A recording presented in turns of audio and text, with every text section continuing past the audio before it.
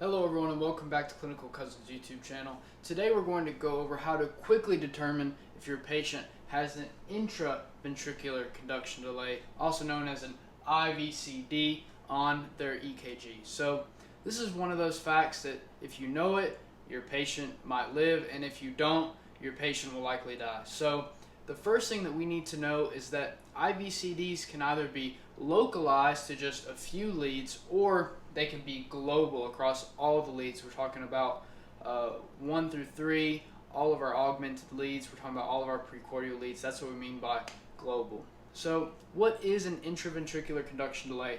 Well, basically it is just an EKG pattern that has a widened QRS complex. So you can see all of these are very, very wide.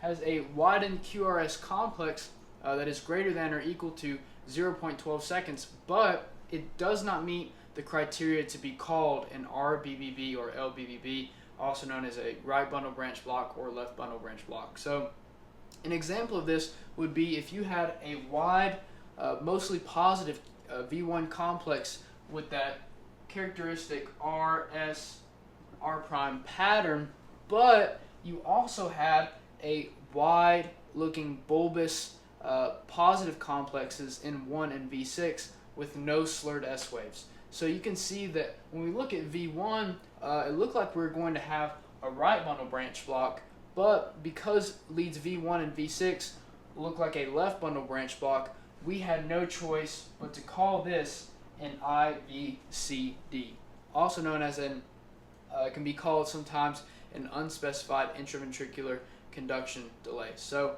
why do we even mention these types of patterns on the EKG? Well, because the most common and life-threatening cause of an IVCD is hyperkalemia. So we know that this can be defined as, depending on the facility you go to, a blood potassium level that is greater than 5 milliequivalents per liter. Although if you're getting to this point, your patient's potassium is likely much higher. So if you don't feel very strong in the physiology of hyperkalemia or the treatment of hyperkalemia, be sure to watch our videos on the resting membrane potential, the Nernst equation, cord conductance equation.